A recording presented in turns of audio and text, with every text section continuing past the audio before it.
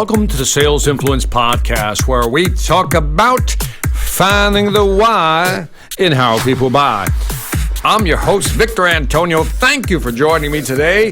Today, we're going to talk about, it's not so much sales as it is marketing, but it is about how people buy.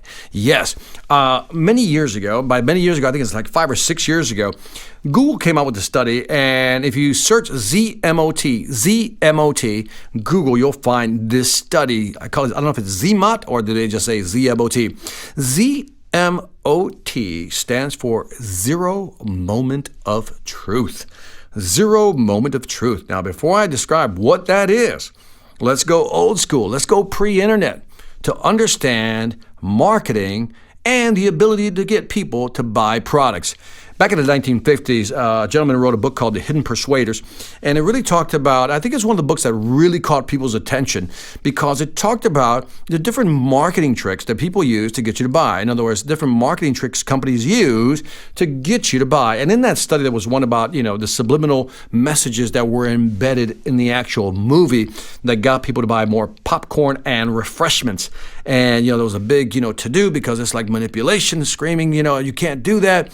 And the book is called Hidden Persuaders. And I forgot, I think the gentleman's name is Packard or something like that. Vance Packard, I think is the name. But it's a great book if you're in marketing. If you're in sales, I don't know if it's worth reading. Again, it's dated back in 1950. So if you're a marketing person and you're curious a little bit about persuasion history, I would go back and read this. But basically, when they talked about marketing in that book and in general around that time period, there were 3 moments of truth. 3 moments of truths. Moment of truth is basically your encounter with the product. The first moment of truth with a product was on television. Remember back in the day, if you're old school, when it was always about, you only had like 3 or 4 channels and you're watching these channels and all these commercials come on, right? And that was the first time maybe you saw a commercial about a particular, let's say, cereal, right? Snap, crackle, pop, right? You saw cereal, and that was the first moment of truth, right? They call that the first moment of truth. You saw the commercial, it's in your brain now, right? The second moment of truth was when you went, not you, your parents, mother, father, went to the grocery store and they saw the box of cereal on the shelf. Now they look at the box and they go, that's the one that was on the commercial the other day. Maybe I should try something different. That is the second moment of truth. The first one is you saw the commercial. Number 2 is you saw it on the shelf. And the third moment of truth was when you actually took it home and experienced it. In other words, you ate the cereal and you loved it, right? And then boom, you're caught. The feedback loop kicks in, and next time you go back, you're going to buy that cereal again. So those were the 3 basic moments of truth in marketing back in the day. See the commercial, go to the store, see it on the shelf, go home, try it. I really like it. Guess what? I think I'm going to keep buying these. That was marketing. But today, based on this study, there's not the first moment of truth. Before the first moment of truth, rather, there is a 0 moment of truth. That's a great phrase, 0 moment of truth, ZMOT, 0 moment of truth. And that is because of the internet. See, you'll see a commercial, but before you see a commercial, typically what you're going to do is you're going to be online. And online, you're going to probably discover new products or services you may never have considered. That is considered the 0 moment of truth. In other words, you come across something online, which is why it's more important than ever for companies to be online actually doing promotion, writing articles, doing all kinds of things to get noticed. In this study, it talked about how people will look at, this is important, people will look at 10 sources of information, study done by Google, 10 sources of information before deciding to reach out to a supplier or manufacturer. 10 sources of information. I know you've done this. We've all done this, right? We go online and we start searching for something. We come across it like, what's that? And then you start digging into it a little bit. And you'll look at 10 sources of information. So I never thought about using that, never knew that existed. But now, after researching it, 10 sources of information, let me reach out or go to the company's website, right? So the 0 moment of truth is really online. In other words, how people are finding us online. So my question to you, from a sales perspective, but more importantly from a marketing perspective, is what are you doing today to create those 0 moments of truth? In other words, how are people finding you online? And if they're finding you, what content are they looking at? Are you, for example, you obviously have a website, right? That's standard, right? But do you have a blog?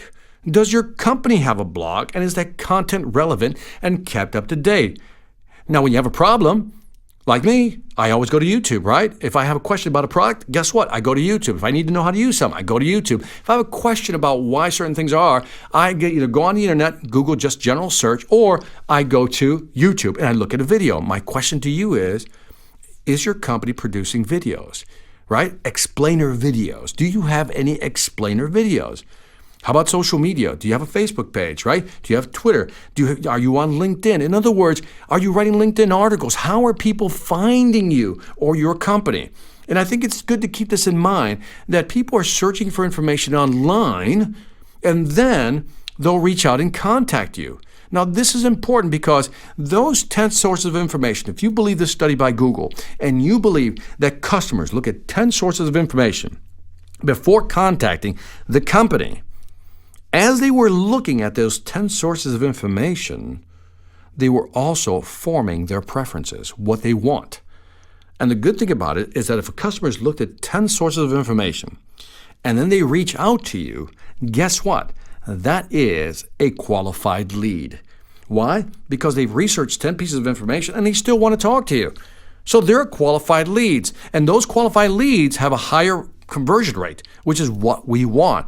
So again, what are your 0 moments of truth online? Where are you online? Where is your online presence? Because again, how we search for things has changed. Let me give you an example how searching has changed and why it's important to have content online. Have you ever gone to Amazon and you go to Amazon looking for a particular product? And then you go to that product, and then what happens? You look at the product and you look at the reviews, right? That's what we do. We look at the reviews. And sometimes we look at the 5-star review, the 1-star reviews, and then we try to settle in the middle, the 3 or 4 stars. And then we read those reviews. Now, right below those reviews, what do you see? People who've bought this also bought this. So you're like, I never seen that before. And you click on a product you never thought about buying, but you know other people are buying it also. And you click on it, and all of a sudden you start searching on that product. See, that's how we're searching today. I mean, our brains are hyperlinking everywhere to actually find the right content we need to make a buying decision. Again, if you're a company or an individual running a company, my question is, what are you putting out there? What is your marketing department putting out there? And it's almost like when you go in fishing, maybe even for big deep sea fishing, you throw out pieces of meat, some chum in the water, get fish to bite to come to the surface, right? That's what you want. That's what marketing is today. So the 0 moment of truth is that people will first find you online. That's the first contact they have with your company. And so let's also think about impression management. In other words, when people find you for the first time, how do you want to be perceived as a company? This is why it matters what type of website you have, what type of blogs you write, what type of videos you have, what type of podcasts you produce, what type of social media pages you manage. All this matters to monitor that 0 moment of truth. And all I want to accomplish in this podcast is to begin to make you aware that the first connection with you or your company is online. And that connection, that perception will drive future conversations. So if you come across as a professional company, you're going to be treated as such. If you're not going to get the calls. So anyway, keep this in mind. This is totally not about sales. It is about marketing, but it's also about how do we brand ourselves from a market perspective. So when people find us, they go, I want to talk to this company. I want to talk to this individual. That's what I want you to take away from this. Anyway, that's it for this Sales Influence podcast. Don't forget to leave me some feedback on iTunes, Stitcher, or YouTube. Let me know what you think. I'd greatly appreciate it. Also, check out my Sales Mastery Academy at the salesmasteryacademy.us. My videos, my courses, I'm adding one every month. I am building out this platform. If you're not a member, I want you to be one. So if you're serious about increasing your sales ability, go to salesmasteryacademy.us. Lastly, I want to thank you for listening. This is Victor Antonio, always reminding you, delegate hard when you know how. Take care.